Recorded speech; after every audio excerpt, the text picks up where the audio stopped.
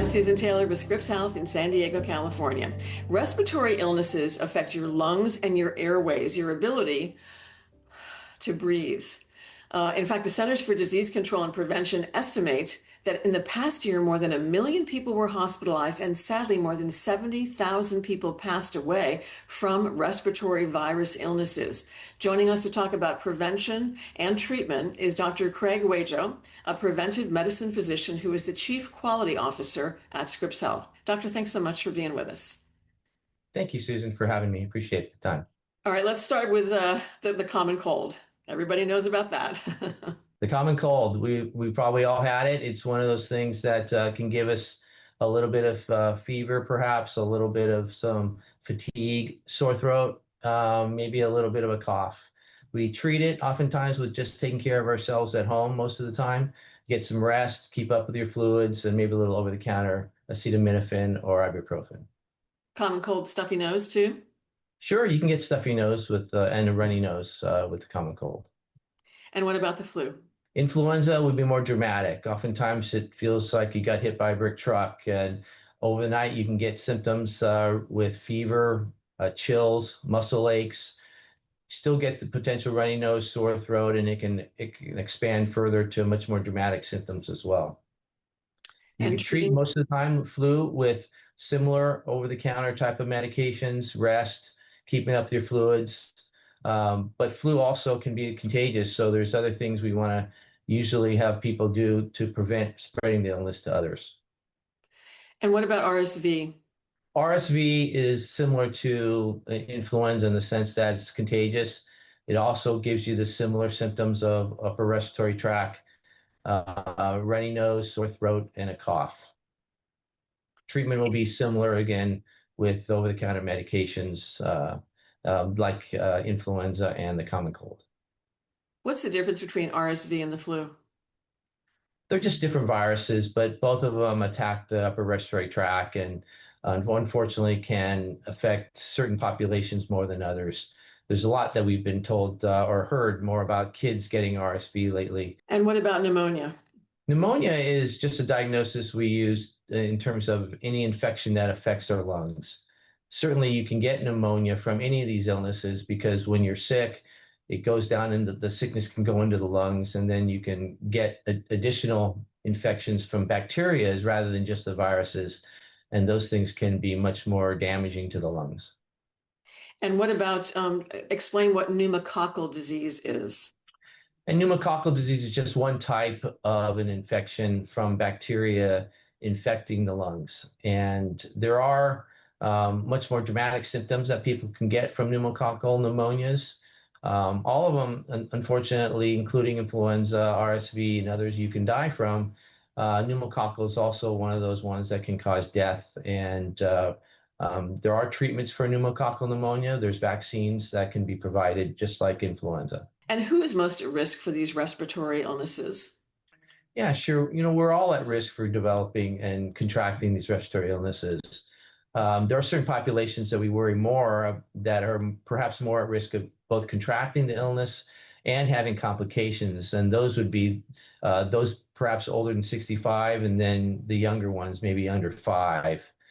Those that have chronic illnesses, heart and lung disease, kidney disease, diabetes, and then those who have immunosuppressed diseases, those where their immune system is not as strong, they can all develop the illness easier or contract easier and then have more complications. What precautions should you take to lessen your chances of getting sick? The most effective way of reducing your risk is vaccination if there's a vaccine available. The other types of prevention activities that you could perform is perhaps being aware of your environment, who around you might be sick, and being cautious of close contact with them. You can protect yourself as well by perhaps wearing a mask during times when there might be more exposures, close environments, perhaps wearing a mask still on a plane or other public transportation might be an issue. And then in general, just staying healthy and improving your immune system. So let's talk about vaccines. Who should get vaccinated and when? those a little older or younger in population, those with chronic illnesses, they should all be standing first in line to get those vaccines, including influenza, COVID, RSV, and we talked about pneumococcal vaccine as well. Can you get the flu, COVID, and RSV vaccines at the same time? Yes, you can. And there's been enough time now since we had COVID around we've been doing vaccinations for all three at the same time. And how do you know that these vaccines are safe? Vaccinations in general go through a very rigorous process of testing. The FDA has thousands of volunteers and scientific studies that they go through to assess both the efficacy but also the side effects of all these vaccines. There are numerous also professional organizations that rigorously study the results of these vaccines and give us recommendations for that. And it is safe for pregnant women to get vaccinated. Those particular three vaccines we talked about, including influenza, COVID, and RSV, are safe for pregnancy. And what side effects are considered normal after you get vaccinated? There are local side effects you can get at the spot of the injection that can be a little swelling, redness, and tenderness. There are also other symptoms such as getting a little low-grade fever, chills, and feeling tired. Those symptoms can be feeling, you can feel more dramatic that you've got the vaccine, but it actually might be a good sign because it can be a sign that your immune system's responding to the vaccine. Let's say you do get ill from one of these respiratory viruses. How contagious are you, and how can you protect those around you? Yeah, you're very contagious. In fact, majority of the time, again, when you are sick, you're going to spread the virus through respiratory droplets. This is just a picture of someone coughing and the respiratory droplets that are suspended in air, which then can spread to others. So you want to protect others around you. You want to cough and sneeze, perhaps in your arm or in your elbow to make sure you're not spreading those respiratory droplets. You can also wear a mask again to avoid from spreading to others if others are around you.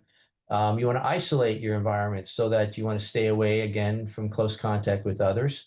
You want to practice good hygiene, so you want to wash your hands frequently and perhaps wipe down the environment that you're in so that others, if they were to encroach in that environment, wouldn't perhaps be in contact with the virus as well. If you do get sick, what should you avoid doing and for how long? Yeah, so you should probably remain isolated at least for a period of time where you're 24 hours without having a fever and symptoms are really at a minimal stage.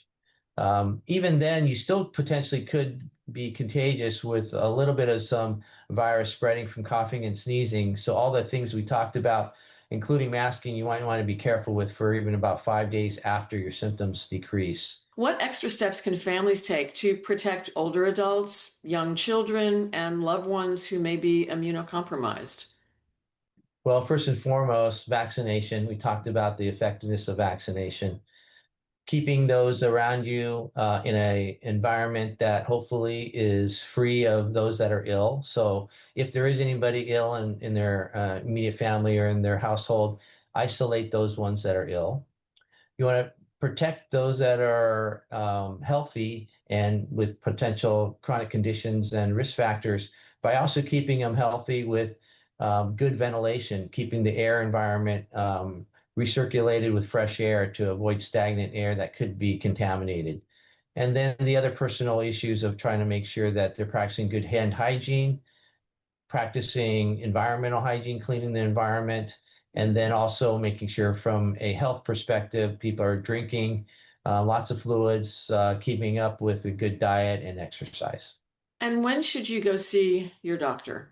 Normal flu symptoms, RSV, COVID type symptoms, again, they can last a few days. You start worrying more when someone is having a cough that goes into the chest, that you can start having a deeper type of cough where when you're producing greenish type of fluid phlegm. That is a concern. If you're getting fevers that maybe aren't controlled by over-the-counter medication, if you're getting shortness of breath or chest pain where maybe the cough may be starting to spread to a pneumonia or advance to pneumonia, if you're getting such fatigue or malaise or being so tired you're able to eat, your ability to eat or drink is suppressed, that's a concern. If you're getting other things such as having dark urine or decreased urination output, that's also a significant concern. For adults, when should you go to the emergency room? Assuming that you're recovering well, but then you develop perhaps another late stage fever 3, 4, 5 days after your illness onset, and you're developing a cough, maybe some chest pain, that can be a sign of a pneumonia.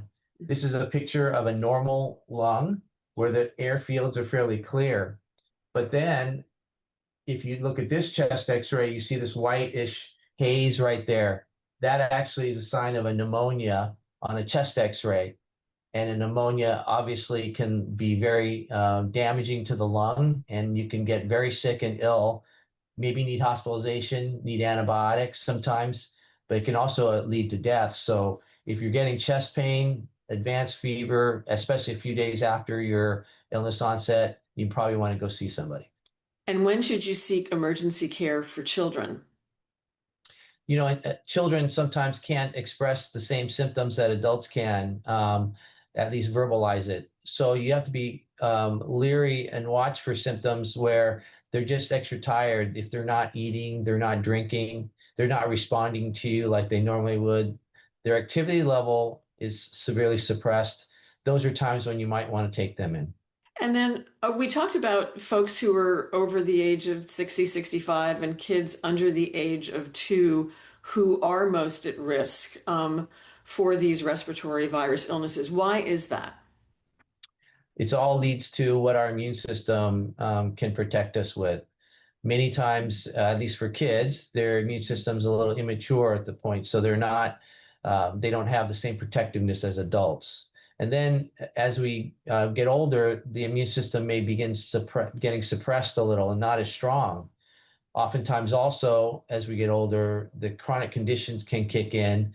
And so other than just an immune system being suppressed, we already have illnesses or problems related to our lungs, our heart, our diabetes type of illnesses can kick in. And those are all problems that can, again, lead to more complications from any of these viruses. Are there things that you can do to actually strengthen your immune system? Well, I would get vaccinated first off, then try to stay healthy by having a good diet, keeping up with your water intake, hydration, getting rest, trying to reduce your stress, exercise. Those are all important to keep up your immune system strong. Lots of fruits and vegetables. There you go. If you don't get a handle on these illnesses, what can happen? We probably all knew somebody that had to be hospitalized for COVID. COVID, influenza, RSV, pneumococcal disease, all those can lead to pneumonias, can lead to organ system failure, kidney problems. Those are all things that can be, in fact, deadly. So if you look at any way to prevent, obviously, these illnesses and reducing your risk for hospitalization, that would be important. If you could say one thing to help the community stay healthy this season, what would it be? Get vaccinated. Any final thoughts, Doctor? Thank you for having me. Obviously, it's such an important topic, and I hope it was helpful for you all. Doctor, thanks so much for being with us. We appreciate you taking the time. You bet. Thank you. If you want more information on how to diagnose and treat these common respiratory illnesses, just click on the link or go to scripps.org/videos. Want more critical information about your health? Please subscribe to our Scripps Health YouTube channel and follow us on social media at Scripps Health. At Scripps, we're here for good. I'm Susan Taylor. Thanks for joining us.